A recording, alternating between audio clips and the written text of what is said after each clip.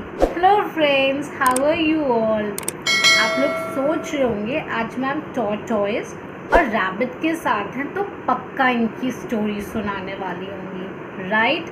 But ऐसा कुछ भी नहीं है। आज मैं आपको स्टोरी नहीं, एक पोएम पढ़ाने जा रही हूँ जिसका नाम है जस्ट मी।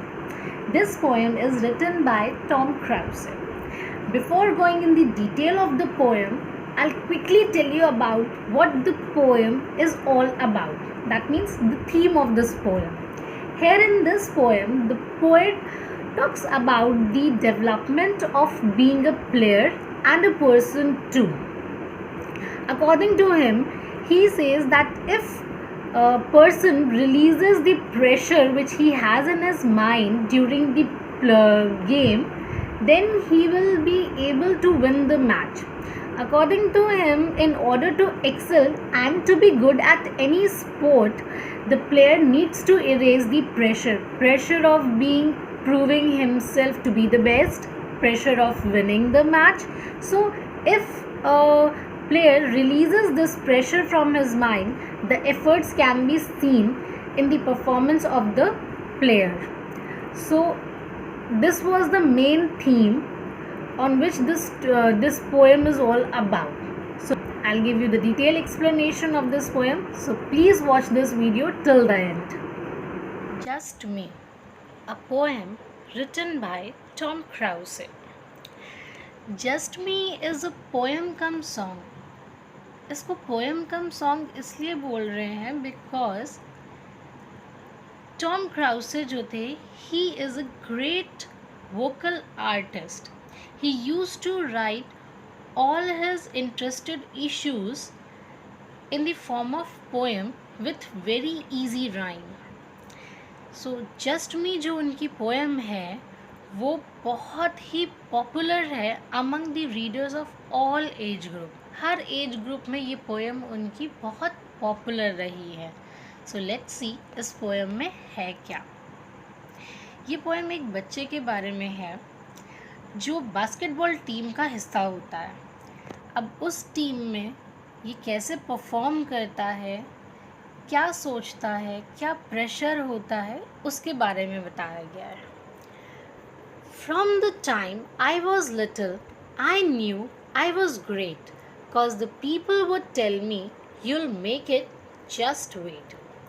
यहाँ पर टॉम ये बताना चाह रहे हैं कि जो बॉय था उसे पहले से ही पता था when he was very small कि वो बहुत ही अच्छा प्लेयर है. he used to play very well. और ये बात उसे पता कैसे थी? because people would tell him. लोग उसे बताते थे कि तुम तो बहुत अच्छा खेलते हो and you will do wonders in your life. You just have to be a little patient and you'll do good. So just wait. आप थोड़ा सा पेशेंस रखो और आप बहुत अच्छा करोगे, ऐसा लोग उसे कहते थे. But they never did tell me how great I would be. लोग उसे ये तो बताते थे कि तुम बहुत ग्रेट हो, लेकिन कोई उसे ये नहीं बताता था कि तुम कितने ग्रेट हो. If I ever played someone who was greater than me. और उसे ये भी नहीं पता चलता था कि वो कितना ग्रेट है. क्यों? क्योंकि उसने कभी भी अपने से बेहतर किसी के साथ नहीं खेला था. तो इसलिए उसे लगता था that he is one of the best player among all. क्योंकि उसने कभी किसी और अच्छे के साथ खेला ही नहीं, तो उसे ये बात पता ही नहीं थी कि वो कितना ग्रेट है और कितना बेहतर खेलता है. When I am in the backyard, I am king with the ball. और जब वो अपने बैकयार्ड में होता है, यानी घर के पीछे वाले हिस्से में होता है, तो वो अकेला खेलता है, या फिर जो उसके फ्रेंड्स होते हैं अगर उनके साथ भी खेलता है तो उनमें से कोई भी फ्रेंड इससे अच्छा नहीं खेलता था. वो वहाँ पर किंग है अपनी बॉल का. वो बहुत अच्छे से आराम से खेलता है अपनी बॉल के साथ. To swish all those baskets is no sweat at all. यहाँ पर स्विश जो है that refers to the sound which is made by the basketball when he used to throw the basketball into the basket. जब वो basketball को basket में डालता है तो एक साउंड प्रोड्यूस होती है, उसी साउंड को यहाँ पे स्विश बोला गया है. तो वो बता रहा है कि जब मैं बैकयार्ड में खेलता हूँ मैं बॉल के साथ एकदम किंग रहता हूँ, बिकॉज मेरे लिए बास्केट में बॉल डालना वो तो बाएं हाथ का खेल है, उसे बिल्कुल भी परेशानी नहीं होती है बास्केटबॉल को बास्केट में डालने में. So he used to play very well. But all of sudden there is a man in my face. But अचानक से एक बार क्या हुआ, उसने एक मैन को देखा अपने सामने who doesn't seem to realize that I am king of this place. जो बहुत अच्छा खेल रहा था और उसने रियलाइज़ ही नहीं किया ये जो अदर बॉय है जो अपने बैकयार्ड में किंग था वो इस बॉल का किंग है. यानी वो पर्सन जो है वो इससे भी बहुत अच्छा खेलने लगा था. सो ऑब्वियसली अब इस बॉय के पास बहुत ज़्यादा प्रेशर हो गया. क्यों? क्योंकि अभी तक ये बेस्ट प्लेयर हुआ करता था एंड नाउ सडनली कोई और आ गया जो इससे भी अच्छा खेलता है. तो अब वो अंडर प्रेशर हो गया कि अगर मैं अच्छा नहीं खेलूँगा तो लोग क्या कहेंगे, कैसा लगेगा. So the pressure gets to me, I rush with the ball. अब उस प्रेशर की वजह से वो बॉल के साथ रश तो कर गया, बट हुआ क्या, my passes to teammates could go through the wall. इसके जो पासिस हुआ करते थे वो इतने बेहतरीन हुआ करते थे कि अगर ओपोनेंट टीम घेरा भी लगा ले, वो एक वॉल भी क्रिएट कर लेना, तो भी अपने टीममेट्स को बहुत इजीली अपना बास्केटबॉल पास ऑन कर देता था. बट उस दिन क्या हुआ, जब उसने किसी और को अपने से अच्छा खेलते हुए देखा, वो इतना प्रेशर में आ गया कि उसके जो जंपर्स थे they were not falling. Jumpers loose T shirts जो पहनते हैं उसको बोलते हैं, वो फॉल नहीं कर रहे थे. Dribbles were not sure.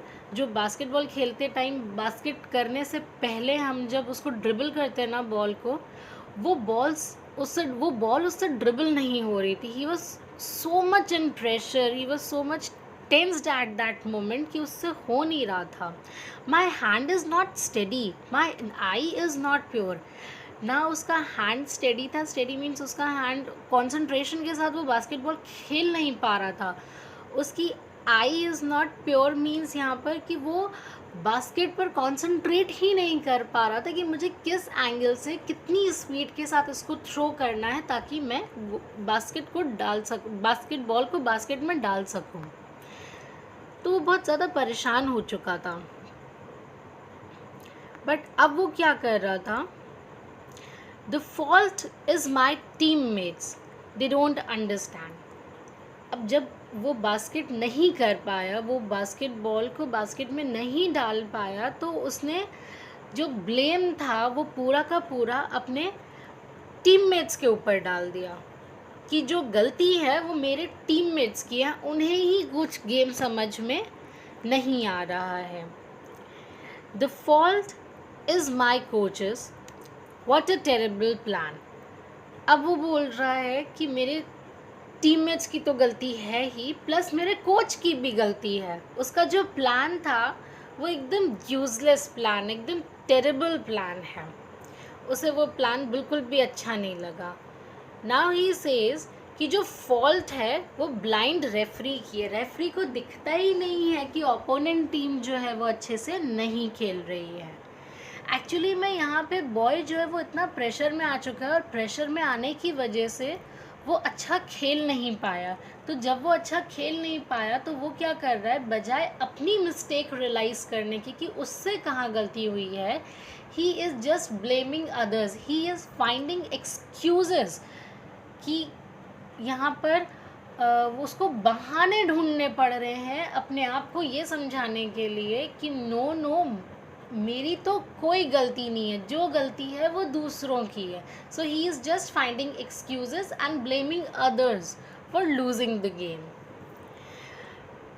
But the fault is not mine, I am the greatest you सी.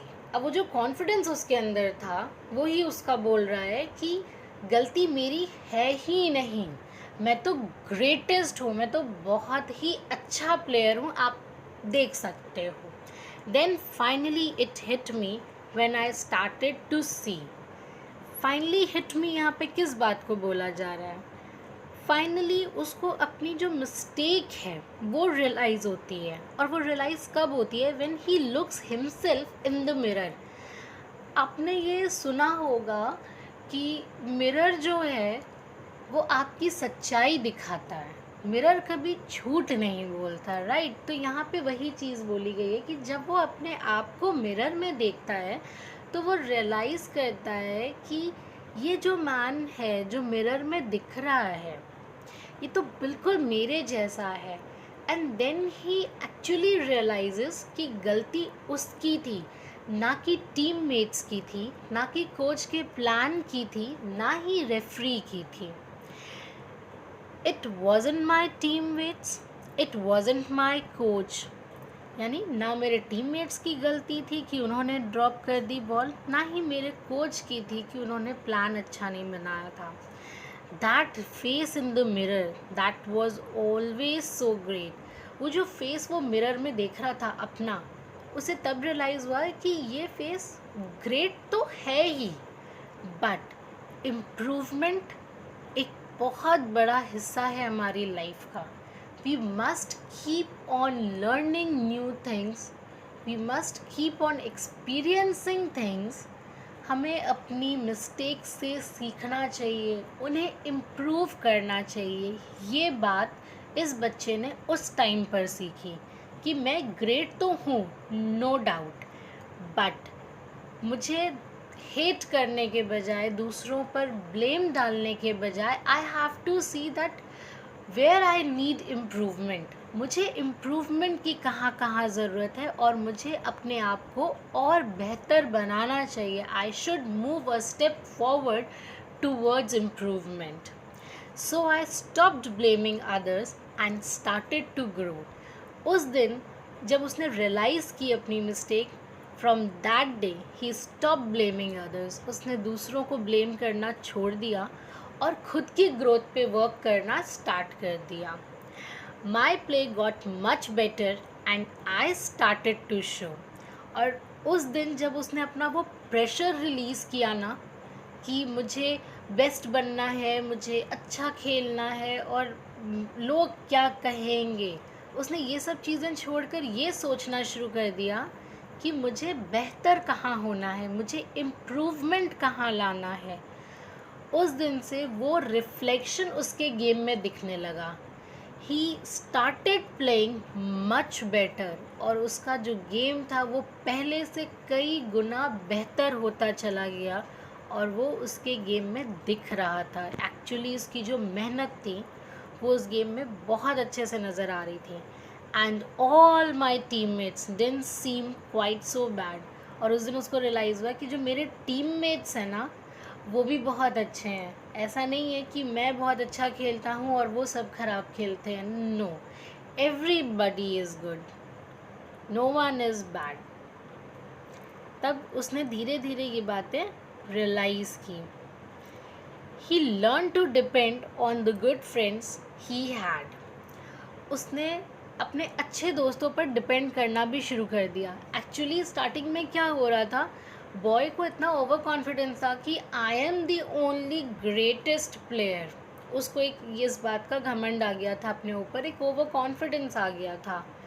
तो अब उसने अपने फ्रेंड्स के ऊपर डिपेंड करना सीख लिया। मतलब यहाँ पर ये है कि जो आपका गेम है बास्केटबॉल, वो एक इंडिविजुअल के ऊपर डिपेंड नहीं करता, वो एक टीम वर्क है। तो पूरी टीम में डिवाइड होना चाहिए आपका काम, और सबके कंट्रीब्यूशन के साथ ही आप उस गेम को विन कर सकते हो। तो अब इसने दूसरों पर भरोसा करना भी शुरू कर दिया और अपनी स्ट्रैटेजीज़ इस तरह से फॉर्म करता था कि अब हर टीममेट उसका इन्वॉल्व हो और वो टीम वर्क के साथ अपने गेम को जीत सके, ना कि इंडिविजुअल को प्रूव करने में लगे। Now I like myself better since I started to see. और अब वो अपने आप को, खुद को, उसको बहुत ही लग रहा था कि वो एक बेटर पर्सन बन गया है और उसकी नज़रों में, वो खुद की नज़रों में ही एक बहुत अच्छा इंसान बन गया था। That I was lousy being great, I am much better being me. Lousy means terrible. जब वो सोचता था ना कि वो बहुत ग्रेट है, उसको बहुत अच्छे से बास्केटबॉल खेलने आता है, सारे टीममेट्स तो एक तरफ और वो अकेला ही बास्केटबॉल जिता देगा, उसे किसी की ज़रूरत नहीं है। तो उस वक्त उसको लग रहा था कि that moment when he was thinking कि he is a great person, he used to play very well, वो उसका एक टेरेबल मोमेंट था। एंड नाउ जब वो अपने आप को देखता है, द रियल मी जब वो देखता है, तो ही फील्स मच बेटर, उसे बहुत अच्छा लगता है बीइंग हिमसेल्फ। जब वो अपने आप को फेक आइडेंटिटी में नहीं देखता है, अपने आप को एक रियल वर्ल्ड में देखता है, रियल मी में अपने आप को जब देखता है, तो उसे लगता है कि yes, now I am much better. मुझे कहाँ इम्प्रूव करना है, मुझे आगे कैसे बढ़ना है, मुझे टीम वर्क कैसे करना है, ये सब चीज़ें जब वो सोचता है और आगे बढ़ने की कोशिश करता है, तो उसे बहुत खुशी मिलती है। इसीलिए फ्रेंड्स, आप सबको मैं सलाह दूंगी कि कभी भी don't try to pretend that what you are not. कभी भी वो प्रिटेंड मत करो जो आप नहीं हो। जस्ट बी योरसेल्फ, जो हो आप वैसे रहो। कभी भी ये मत सोचो कि आप बेस्ट हो और अब आपको लर्निंग की ज़रूरत नहीं है। Never think like that. आपको हमेशा लर्निंग की ज़रूरत पड़ेगी। You always need to improve yourself, because nature में चेंजेस आते ही रहेंगे और हर चेंज को आपको अडेप्ट करना ही पड़ेगा। So keep on learning, keep on improving yourself, and you'll definitely do wonders in your life.